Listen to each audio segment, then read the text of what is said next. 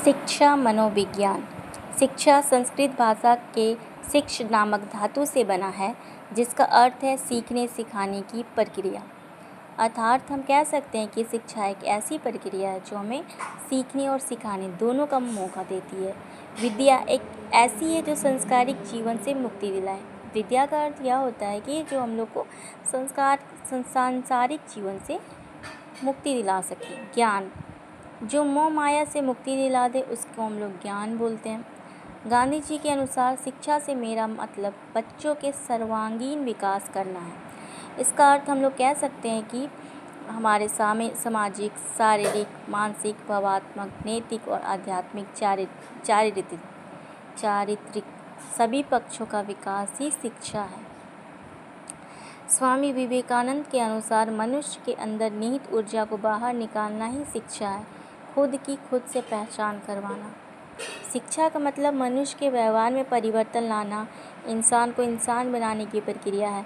अंग्रेजी में से एजुकेशन कहते हैं, जो लैटिन भाषा के शब्द एडुकेटम एडुशियर से बना हुआ है।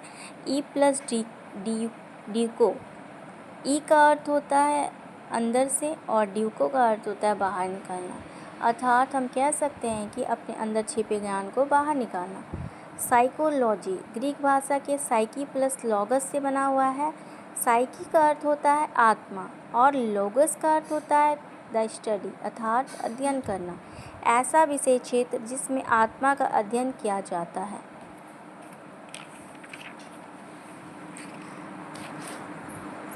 सुकरात, प्लेटो, अरस्तु जैसे दार्शनिकों ने मनोविज्ञान के बारे में कहा है, दर्शन शास्त्र की वह शाखा जिसमें आत्मा का अध्ययन किया जाता है। काफ़ी आलोचनाएं हुई इसकी। हम कह सकते हैं कि जब सुकरात, प्लेटो और अरस्तु जैसे दार्शनिकों ने कहा कि मनोविज्ञान क्या है, इसमें आत्मा का अध्ययन किया जाता है, तो इसकी काफ़ी आलोचनाएं हुई, क्योंकि आत्मा का तो ना तो रंग होता है, ना ही रूप, ना आकार, कैसे अध्ययन किया जाए, ये आलोचना का विषय बन गई थी। इस धारणा को मानने से मना कर दिया गया कि मनोविज्ञान आत्मा का अध्ययन करती है। बाद में मनोविज्ञान के बारे में कहा गया कि ये मस्तिष्क का अध्ययन करती है। इस धारणा को भी गलत ठहरा दिया गया, क्योंकि मस्तिष्क का भी कोई रंग, कोई रूप, कोई रंग रूप नहीं होता। उसके बाद अवधारणा आई, इसमें कहा गया कि चेतन मन का अध्ययन को मनोविज्ञान का है। चूँकि मन 3 तरह के होते हैं, चेतन, अर्धचेतन और अचेतन। जैसा कि हम लोग जानते हैं हमारे मन 3 तरह के होते हैं। वैसे मन जो चेतन मन है वो सिर्फ 10% ही मन चेतन मन होते हैं, बाकी मन अचेतन मन होते हैं, और जो सिर्फ कुछ स्तर तक दिखते हैं वो उसे अर्धचेतन मन कहा जाता है। जैसे कि मानते हैं कि एक क्यूब ले लेते हैं, उसको हम लोग पानी पे डाल देते हैं, आइस क्यूब को, तो जो डूब जाता है हिस्सा उसको अचेतन मन कहते हैं, और जो उभरा रहता है उसको चेतन मन, और जो फ्लोट कर रहा होता है पानी के साथ उसको हम लोग अर्धचेतन मन कहते हैं। एग्जाम्पल के तौर पे अर्धचेतन का अगर हम लोग देखना चाहें तो कह सकते हैं अर्धचेतन का अर्थ होता है कि वैसी प्रक्रिया जब हम कोई भी वस्तु या सामान को कहीं पे रख के भूल जाते हैं, या फिर रखा तो हमारे पास ही रहता है, लेकिन कभी लगता है कि हमने पैसा अपने दाहिने पॉकेट में रखा था या बाएं पॉकेट में, हमें याद बिल्कुल नहीं आता। कभी कभी ऐसा होता है। कभी कभी हम अपने पुराने जब दोस्तों को देखते हैं तो हमें फ़ील होता है कि क्या नाम है, हम देख तो रहे हैं उन्हें लेकिन नाम याद नहीं आता, तो उसे अर्धचेतन कहा जाता है। चेतन का अर्थ हो गया कि जो चीज़ हम लोग सुनते हैं और व्यवहार करते हैं, और अचेतन में बहुत सारी बातें हमारे मस्तिष्क में चल रही होती है, जिसका ना तो आपको ज्ञान होता है ना ही किसी और को, वो हमारे मस्तिष्क के अंदर होते हैं। और जो चीज़ हम लोग बातचीत के द्वारा अपने व्यवहार में लाते हैं उसे चेतन मन कहा जाता है। मनोविज्ञान व्यवहार का अध्ययन करता है, हम लोग कह सकते हैं। उसके बाद की जो परिभाषाएँ आई उसमें बताया गया कि मनोविज्ञान क्या होता है, व्यवहार का अध्ययन करता है। विलियम वुडवर्थ के अनुसार मानव के व्यवहारों का अध्ययन ही करना ही मनोविज्ञान है। शिक्षा मनोविज्ञान में बेसिकली समस्या का समाधान करना आता है, समस्या का पता लगाना आता है, व्यवहार को सुधारना आता है, व्यवहार का अध्ययन करना आता है। उसके बाद अगर हम लोग देखें मनुष्य के व्यवहार को सुधारने हेतु मनुष्य के व्यवहार का अध्ययन करना ही शिक्षा मनोविज्ञान है।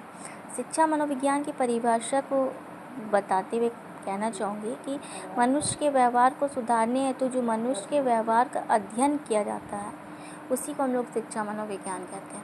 शिक्षा के क्षेत्र में मनोविज्ञान के नियमों और सिद्धांतों का प्रयोग करना भी शिक्षा मनोविज्ञान है।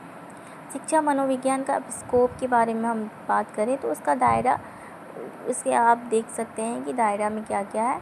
अनुवांशिकता है, बच्चा है, करिकुलम है, वातावरण है, रिसर्च है, मापन और मूल्यांकन है, व्यक्तिगत विभिन्नता है, निर्देशन और परामर्श है, समूह गतिशीलता है, शिक्षक की विधि है, व्यक्तित्व है। ये सारा चीज़ उसके दायरे में आते हैं, स्कोप में आते हैं।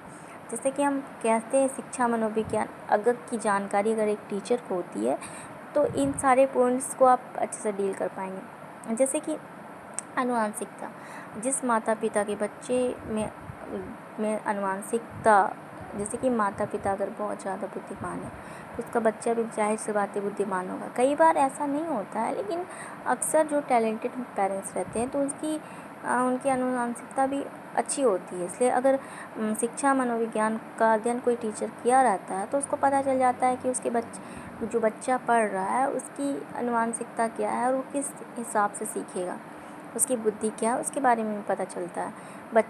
बच्चा में जैसे गर्भावस्था, शिशुअवस्था हो गया, किशोरावस्था, उसका विकास हुआ तो मानसिक विकास किस हद तक हुआ, ये शिक्षा मनोविज्ञान के ज़रिए भी हमें पता चलता है। फिर करिकुलम को भी हम लोग बच्चों के अनुसार, बच्चों के मस्तिष्क के अनुसार बनाते हैं। छोटे बच्चों का करिकुलम छोटे बच्चों के अनुसार ही बनाया जाएगा, बड़े बच्चों का करिकुलम उसके अनुसार बनाया। छोटे बच्चों में खेल विधि वगैरह का यूज़ किया जाएगा। जैसे कि आप जानते हैं करिकुलम क्या होता है। करिकुलम लैटिन भाषा के क्यूरल शब्द से बना होता है, जिसका अर्थ होता है तोड़ का मैदान। तो ये बात तो आप लोग को पहले से मालूम है। तो करिकुलम में कब को बनाते वक्त हमें ये ध्यान रखा जाता है कि बच्चा किस क्लास में है और वो कितना उसके मस्तिष्क में है कि वो कितना हद तक जान पाएगा। उसके अगर हम कोई 6 क्लास, जैसे कि मानते हैं 6 क्लास का बच्चा है और हम उसको 8 क्लास का विषय पढ़ा रहे, 8 क्लास का विषय का टॉपिक रख दिए करिकुलम में, तो क्या वो समझ पाएगा? नहीं समझ पाएगा। तो शिक्षा मनोविज्ञान हमें ये भी जानने में हेल्प करता है। वातावरण, हमारे आसपास का वातावरण किस तरह का है, ये भी शिक्षा मनोविज्ञान के ज़रिए हम लोग जान सकते हैं। शिक्षा मनोविज्ञान का अध्ययन करने के बाद पता चलता है कि ये बच्चा किस परिवेश, किस वातावरण से आता है, क्योंकि उसके बोली चाली, उसके चरित्र, उसके नैतिक व्यवहार सब कुछ वातावरण पर डिपेंड करता है। बुद्धि, कोई बच्चा की बुद्धि कैसी है कैसी नहीं, ये मनोविज्ञान के ज़रिए हम लोग पता लगा सकते हैं। अगर कोई कुशाग्र बुद्धि का बच्चा है तो उसका IQ ज़्यादा अच्छा होगा, जिसकी वजह से वो टैलेंटेड होगा, वो किसी बात को अच्छे से बहुत जल्दी समझ जाएगा। और कोई कम बुद्धि वाला होगा तो थोड़ा देर से सीखेगा। तो ये सारा बुद्धि भी हम लोग को ये करती है। व्यक्तित्व का भी असर बच्चों के पर पड़ता है। इसलिए पर्सनालिटी, क्योंकि बच्चा 3 टाइप का होता है। जैसे कि हम लोग जानते हैं व्यक्तित्व 3 तरीके के होते हैं, एक अंतर्मुखी, बहिर्मुखी और उभयमुखी। अंतर्व्यक्ति में क्या होता है कि बच्चा जो रहता है वो खुद मतलब कि अपनी बातों को ज़्यादा शेयर नहीं करता, वो किसी से ज़्यादा बोलता है, घुलता मिलता नहीं है वो। और बहिर्मुखी में होता है कि बच्चा बहुत ज़्यादा घुलनशील होता है, वो तुरंत सामाजिकता उसमें बहुत ज़्यादा ही आती है। तो और उभयमुखी में क्या होता है, दोनों चीज़ पाया जाता है। जब जहाँ उसको बोलना रहता है वो बोलता है, जहाँ चुप रहना रहता है चुप रहता है। तो तीनों तरह के व्यक्तित्व होता है। अगर शिक्षा मनोविज्ञान हम लोग जाने रहेंगे तो बच्चे का अध्ययन अच्छे से कर पाएंगे। फिर शिक्षण की विधि में हम लोग जानते हैं कि कोई भी टीचर है उसको उसके शिक्षण की विधि का पता होना बहुत ज़रूरी है। शिक्षण की विधि बहुत तरह की होती है, जटिल से सरल की ओर, ज्ञात से अज्ञात की ओर।